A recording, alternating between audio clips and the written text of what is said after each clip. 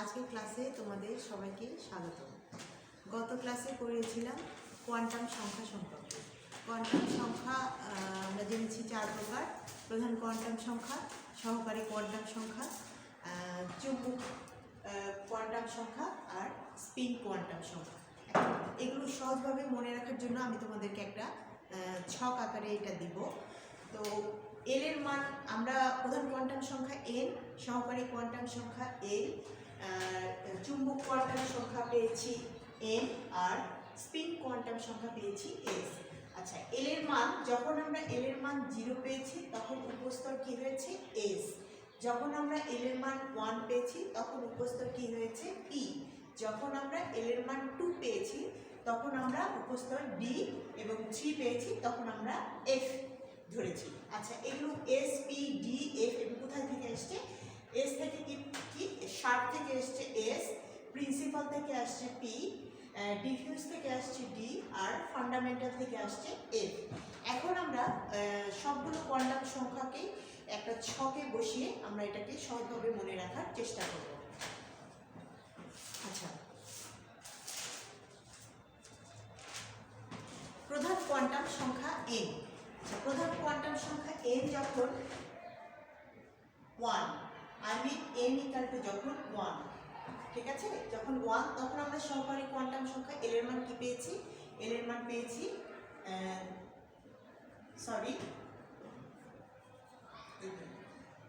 N equal to যখন 1 তখন আমরা সহকারী কোয়ান্টাম সংখ্যা এল এর মান পেয়েছি 0।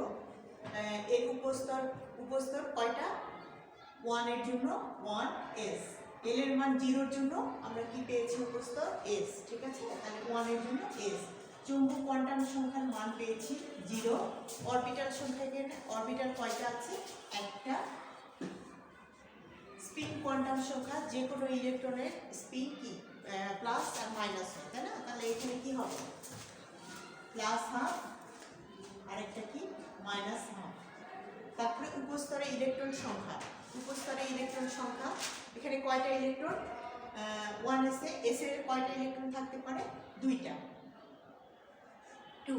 তাহলে এখানে উপস্তরে ইলেকট্রন সংখ্যা, তারপরে প্রধান স্তরে ইলেকট্রন সংখ্যা এখানেও হবে 2।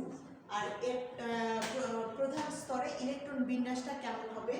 এই যে 1 এস, এখানে কি হবে? 2, ঠিক আছে।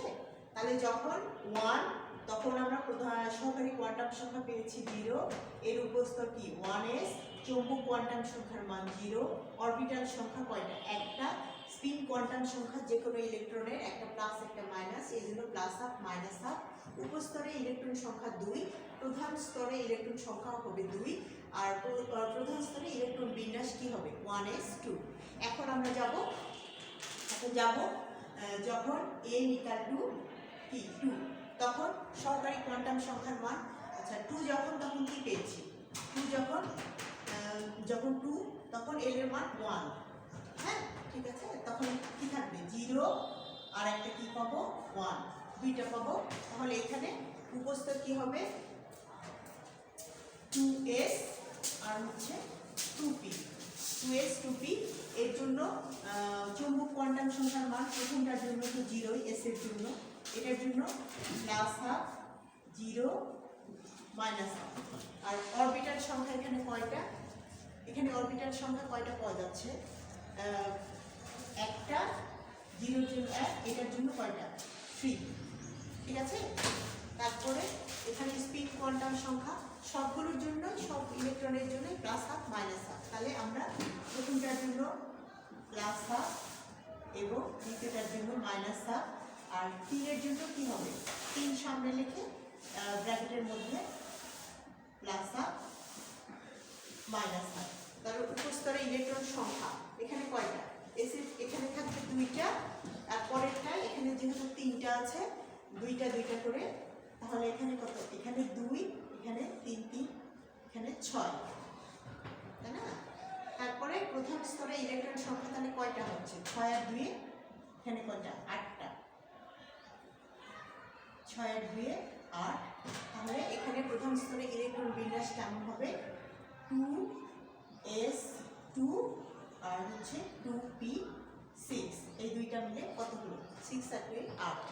ক্লিয়ার?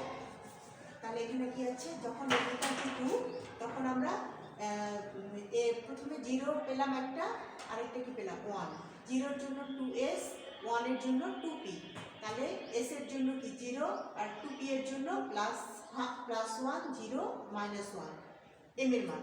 তারপরে 0-এর জন্য একটা আর এইটার জন্য 3টা। এর স্পিন কি হবে, উপরেরটার জন্য একই, নিচেরটার জন্য 3 আছে, আর প্রত্যেকটার জন্য +1/2 -1/2। তার মানে এখানে আসতেছে টোটাল 6। তাহলে 2 আর 6। উপস্তরে এস এর জন্য 2টা ইলেকট্রন থাকবে, এস এ, পি এ থাকবে কয়টা 6টা। তাহলে প্রধান স্তরে ইলেকট্রন সংখ্যা মোট দাঁড়াচ্ছে 8টা। আর এর ইলেকট্রন বিন্যাসটা হবে 2s2 আর হচ্ছে 2p6। এখন আসি n =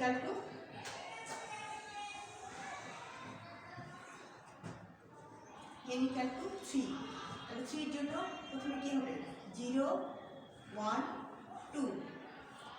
এখানে উপস্তর কি কি হবে 3s 3p 3d।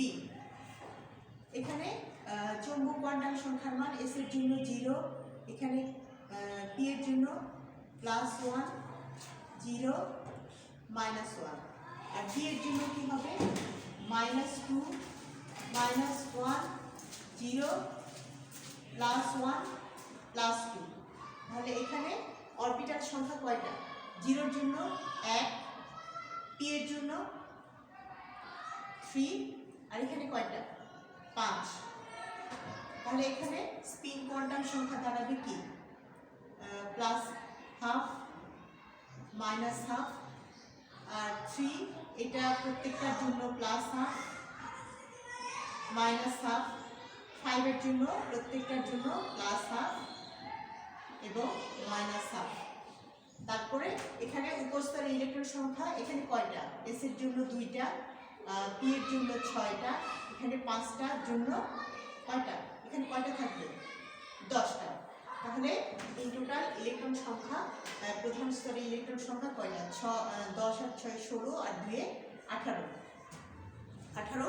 এই ইলেকট্রন বিন্যাসটা কেমন হবে 3s2 3p6 আর 3d, ডিতে ইলেকট্রন থাকতে পারবে কয়টা 10টা।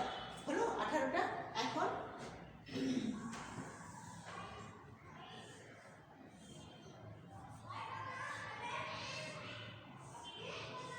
এখন আসি কত n = আমরা এই পর্যন্তই করবো, n = 4 পর্যন্ত করে ফেলি। হ্যাঁ, n = যখন 4 তখন কি হবে 0 1 2 3। ক্লিয়ার? তাহলে এর জন্য কি হবে 4s 4p, তারপরে 4d 4f। এর জন্য আমাদের চৌম্বক কোয়ান্টাম সংখ্যার মান কি হবে চৌম্বক কোয়ান্টাম প্রথমটার s এর জন্য 0, p এর জন্য কি +1 0 -1, তারপরে d এর জন্য কি পেয়েছি +2 প্লাস, তাহলে d এর জন্য আমরা পেয়েছি -2। আচ্ছা, প্লাস মাইনাস আগে লিখলে অসুবিধা নেই, -1 0 +1 +2। আর f এর জন্য কি পাবো প্লাস, f এর জন্য কি পাবো প্লাস, f এর জন্য আমরা লিখবো একটা বেড়ে যাবে না -3 -2 -1 0, তারপরে +1 +2 +3। তাহলে 0 এর জন্য কি পেয়েছি একটা, p এর জন্য 3টা, d এর জন্য 5টা, আর এখানে কয়টা হলো f এর জন্য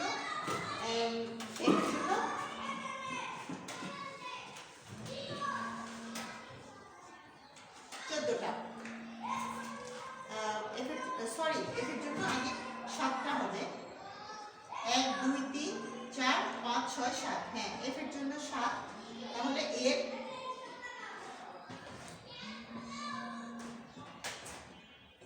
এর জন্য স্পিন কোয়ান্টাম সংখ্যা কেমন হবে +1/2 -1/2 3 এর জন্য দুইটার জন্য প্লাস হাফ মাইনাস হাফ, 5 এর জন্য প্লাস হাফ মাইনাস হাফ, 7 এর জন্য প্লাস হাফ মাইনাস হাফ। প্রত্যেকটা ইলেকট্রনের বিপরীতমুখী স্থির থাকে, একটা প্লাস একটা মাইনাস। আচ্ছা, তাহলে উপস্তরে ইলেকট্রন সংখ্যা এখানে কয়টা বের হবে? 2টা না এসএন এর। তারপরে পি এ কয়টা? 6টা। তারপরে ডি এ আমরা কত বের করেছি? 10। আর এখানে কত বেরোবে? এখানে 7 এর জন্য ডবল, তাহলে কত হবে? 14 ইন টোটাল। তাহলে এখানে ইলেকট্রন সংখ্যা কত হচ্ছে? প্রধান স্তরে ইলেকট্রন সংখ্যা 14 আর 10 এ 24, 24 আর 6 30, 30 আর 2 কত হচ্ছে? 32। তাহলে এর ইলেকট্রন বিন্যাস কেমন হবে? 4s2 4p6 4b10 4f কয়টা ইলেকট্রন থাকতে পারবে? 14টা। এই পর্যন্ত জানলে মোটামুটি যথেষ্ট। ক্লিয়ার? এটা এই ছকটা ভালো করে মনে রাখলে অনেক কিছু এখানে কোন উপস্তরে কতটা ইলেকট্রন থাকবে, কোন উপস্তরে ইলেকট্রনের সংখ্যা কত, তারপরে তার হচ্ছে অরবিটালের সংখ্যা কত, আমরা সব এই ছকটা থেকে মোটামুটি জানতে পারবো। এখন আসি আমরা কোন একটা পরমাণুতে যতটি প্রোটন থাকে ঠিক ততটি ইলেকট্রন বিভিন্ন অরবিটালে সজ্জিত অবস্থায় থাকে। একে আমরা কি বলি? ইলেকট্রন বিন্যাস বলি। এরকম ইলেকট্রন বিন্যাস বলি। এখন এই ইলেকট্রন বিন্যাসের উপরে ভিত্তি করে 3জন বিজ্ঞানী নীতি দিয়েছে, মানে 3 ভাবে তারা ব্যাখ্যা করছে। প্রথমটা কি?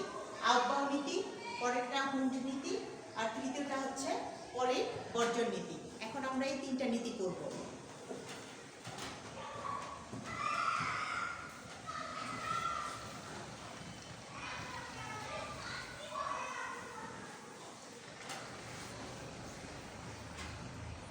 প্রথমে আসি আউটবাউ নীতি। আউটবাউ নীতিটা কি?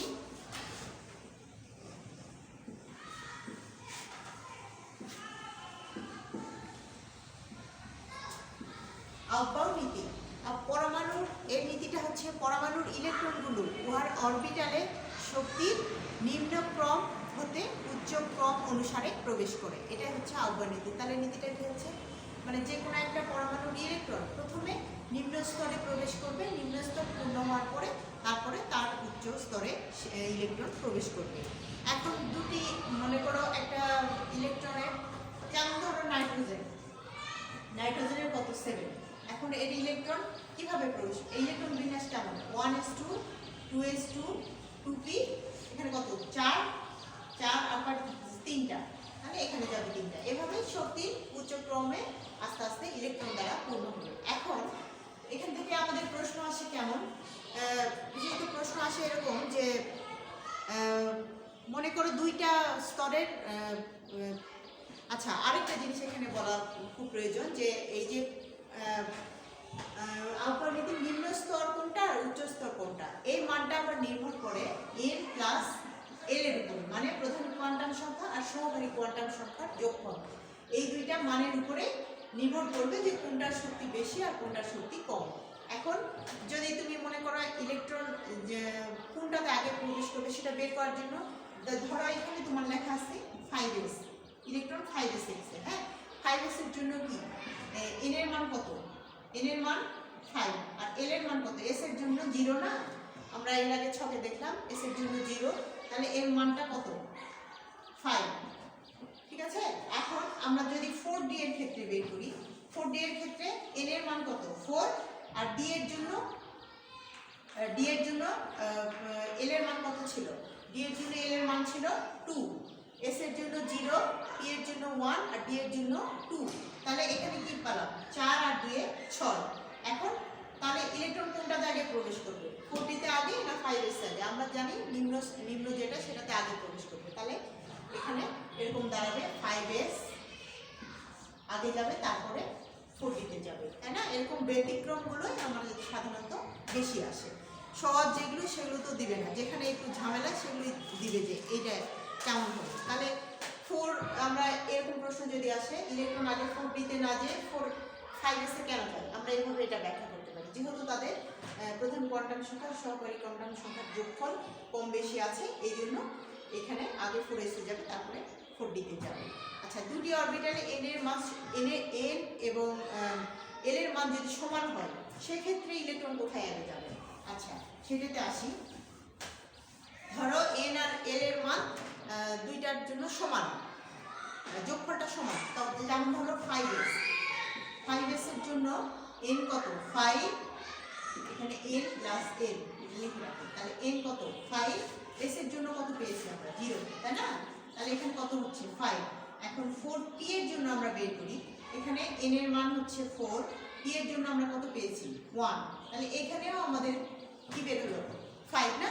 তাহলে এখন দুইটার মান তো সমানই হয়ে যাচ্ছে, যেহেতু আমরা দুইটার যোগফলের উপরে ইলেকট্রন যাবে, যেহেতু সমান হয়ে যাচ্ছে, তখন কোনটাতে যাবে? তখন আমরা খেয়াল করব যার হচ্ছে এখানে যার হচ্ছে n এর মান কম প্রথমে, সেখানে ইলেকট্রন যাবে। তাহলে n এর মান কার কম? n এর মান এটা 4p তে না, তাহলে আগে ইলেকট্রন 4p তে যাবে, তারপরে 5s এ যাবে। এভাবে যখন সমান হবে তখন এভাবে বের করব। আচ্ছা, এর জন্য একটা আহ্বায়ক নীতি যে ছকটা দিয়েছে সেটাতে আমরা একটু টেকনিক্যালি দেখতে পারি কেমন। প্রথমে 1 এর জন্য 1s, 2s, তারপরে 2p, তারপরে আছে 3s, 3p, 3d, তারপরে আছে 4s, 4p, 4d, 4f, তারপরে আছে 5s, 5p, 5d, 5f, তারপরে আছে 6s, 6p, তারপরে আছে 7s, এভাবে আছে। তাহলে ইলেকট্রন আমাদের কিভাবে প্রবেশ করবে আমরা একটু সহজভাবে দেখি। প্রথমে মনে করো এখান থেকে দিলাম, ইলেকট্রন আগে যাবে 1s এ, তারপরে এদিক দিয়ে ঘুরে এসে তারপরে যাবে 2s এ, তারপরে 2p তে, তারপরে এদিক দিয়ে ঘুরে এসে 3s এ। মানে ইলেকট্রনের গতিটা হবে এভাবে। আমরা এটাকে সহজভাবে এভাবে মনে রাখতে পারি। তারপরে কোনটাতে যাবে 3p, 3p এর পরে আসবে 4s, 4s এর পরে যাবে 3d, 3d এর পরে আসবে 4p, তারপরে 5s, 5s এর পরে আবার যে 5s এর পরে আসবে আবার এদিকে 4d তে, তারপরে 4p, 6s, 6s এর পরে যাবে আমাদের 4d, 4d পরে 5d, 5p, 5s, এভাবে ইলেকট্রন প্রবেশ করবে। আমরা এটা বাড়িতে এভাবে প্র্যাকটিস করলে হয়তো মনে থাকবে তোমাদের, সেই সুবিধাতে দিলাম। তাহলে এই ইলেকট্রনের ক্রমটাকে প্রথমে 1s, 2s, 2p, 3s, 3p, 4s, 3d, 4p, 5s, 4d, 5p, 6s, 4p, 4f, 5d, 6p, 7s, এভাবে মনে রাখতে হবে। এইটাই হচ্ছে আমাদের আহ্বায়ক নীতি। আহ্বায়ক নীতি পরে আসতেছি।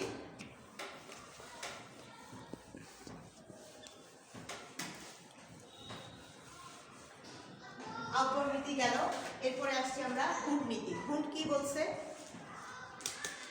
আচ্ছা, আহ্বায়ক নীতির একটা প্রশ্ন সাধারণত আসে, প্রশ্নটা লিখে রাখো। অনেক সময় আমরা প্রশ্নই খুঁজে পাই না যে কি প্রশ্ন আসবে। যেমন পটাশিয়ামের 19তম ইলেকট্রনটি 3d তে না গিয়ে 4s এ যায় কেন? দিতে পারবে না এটা? তাহলে প্রধান কোয়ান্টাম সংখ্যা সহকারী কোয়ান্টাম সংখ্যা যোগ করে দেখবে যে যার মান কমবে পরেরটাতে যাবে, এভাবে এটা ব্যাখ্যা। আচ্ছা, আজকে তাহলে এই পর্যন্তই, অনেকক্ষণ হয়ে গেল। এর সামনের ক্লাসে আশা করবো আরও দিব হুন্ডের নীতি, তারপরে হচ্ছে পলির বর্জন নীতি। আর তোমরা অবশ্যই যে ছকটা আমি দিয়েছিলাম প্রধান কোয়ান্টাম সংখ্যা সহ, ওইটা তোমরা বারবার প্র্যাকটিস করবে। আর ইলেকট্রন বিন্যাসটা প্র্যাকটিস করবে। ইলেকট্রন বিন্যাসটা সাধারণত আসে, যেগুলো একটু ক্রিটিক্যাল সেগুলোই বেশি আসে। তো ধন্যবাদ, অনলাইন ক্লাসে তোমাদেরকে যোগ দেওয়ার জন্য অনেক ধন্যবাদ। আশা করি তোমাদের কিছু হলেও উপকার করতে পারছি। ঘরে থেকো, সুস্থ থেকো, ভালো থেকো। আসসালাম।